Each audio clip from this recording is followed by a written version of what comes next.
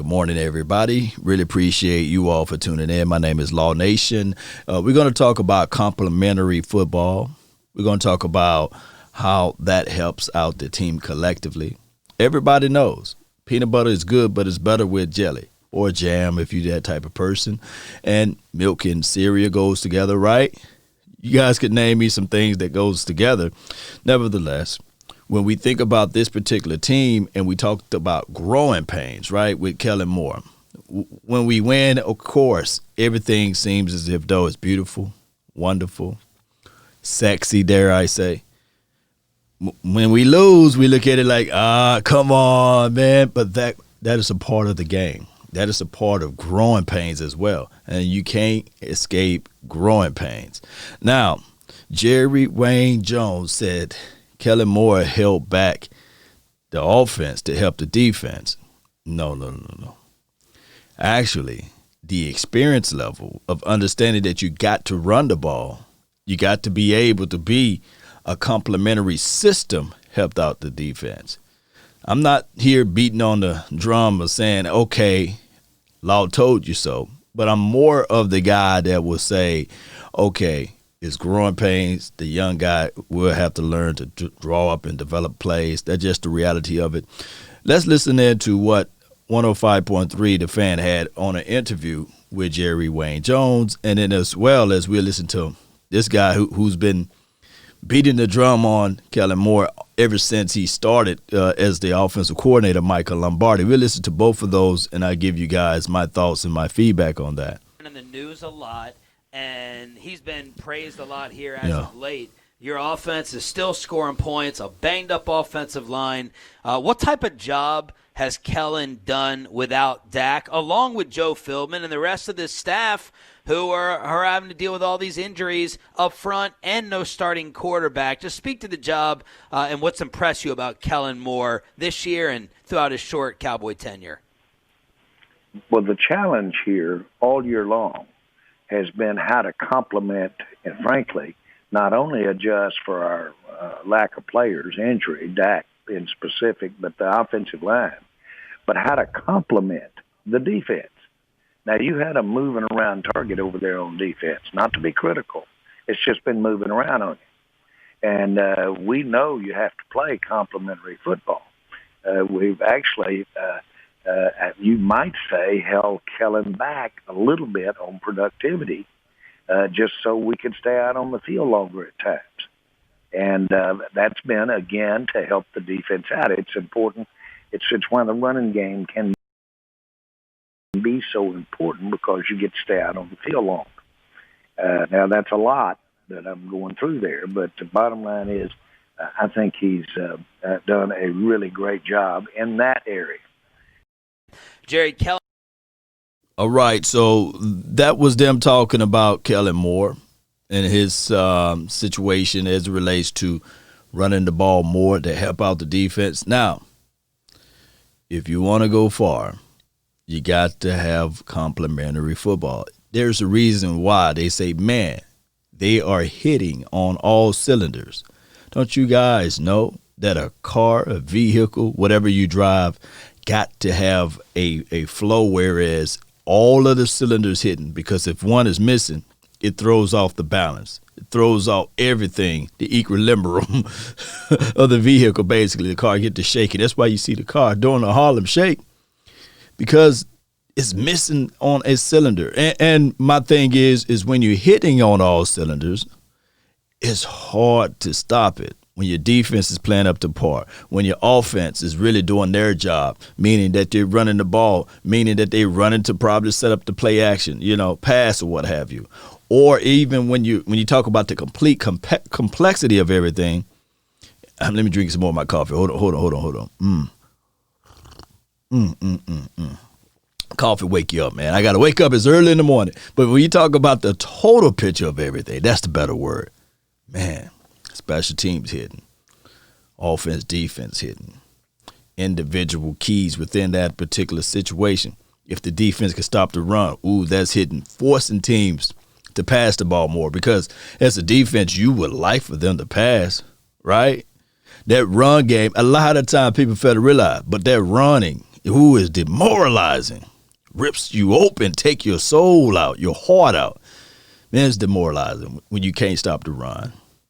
But if you can make them one-dimensional, man, it's so many things that can go with that. So the offense got to do their job, but they can't turn the ball over, right? They can't give the opposing team the short area of the field. And then when all of a sudden the opposing team score, people are going to look at the defense and say, well, it's the defense's fault.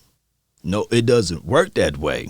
Offense got to do his side of the coin. And if the offense is not able to get a first down out of 4 tries, of course you only get 4 tries, right? If they can't get that first down, then dog it, you play for the field. It's a simple math game, right? You play for the field, you kick the ball deep, pin them deep, and now that's a part of football. Your actual special team is doing a great job of pinning and putting the team in better field position so that you can better defend. Sometimes, and I'm not talking to everyone, I'm just talking to a few people that's here that's watching. Sometimes we will look at a situation and say, oh, man, I want to have 40 points. I want to have 50 points a game. I want to outscore the opposition. But there's one thing that people fail to realize. When you try to go for the outscoring of the opposition, when that cold weather get in, baby, those hits begin to get a little louder. Going across the middle began to be not just as fun, right? That's real football weather there. That's why you don't see when it get down to the crunch time of things. That's why you really normally, I'm just prefacing my statement when I say this. Normally, that's why you don't see high-powered offensive team win Super Bowls or high-powered offensive team win multiple playoff games to get to the Super Bowl, because now footballers are crazy. It's a strange lady, just like my dog Brian Broaddus would say. Maybe she got hairy legs, right? But it's a crazy, crazy, crazy lady. Strange lady at that. Because now when it's cold, everything begins to change. And you got to have complementary pieces. And my thing is, with the Cowboys, yes, can all of a sudden we realize, okay, we got 2 running backs, right? Offensive line, let's stop crying about the offensive line. And even if we get 2 in a cloud of dust, maybe if we get 2 or 3 yards, at least there's still time of possession. And you can play that long ball game, meaning that, okay, now we got a punt kicker that can pin them deep. That's another phase of special teams, right? And the defense now can shut down and hold things down, because it's harder to drive 80 yards, 70. You know what I'm saying? You get what I'm saying? Harder to drive those longer drives than there is a 30-yard. That's why I look back on the late night hype, people saying like, hey, Law, aren't you mad at Mike Nolan? And I said, man, I'm still disappointed at Mike McCarthy, because you got to play the field position. You could not, as a head coach, leave that out on the table. You can't leave that out. You got to tuck it away and put it away, right? So you can eat another day. That's leftovers, right? There's nothing wrong with eating leftovers. What, we too bougie to eat leftovers? Look, don't leave it out on the table. You cook your meal, hey, pack it away, put it in the fridge, eat it tomorrow. That's what he should have did on 4th and whatever down it was. I think it was 4th and 10 or 4th and 6, whatever, against that Washington team, the game that, then I know a lot of people say, well, we was going to lose anyway. No. You got a puncher's chance, a fumble, a takeaway. Momentum can change just like that. You punt it deep, and then you say to your football team on your defensive side, make them drive it. And guess what happened? 9 times out of 10, fumbles happen, careless interception. A lot of things can go wrong when you have to go longer.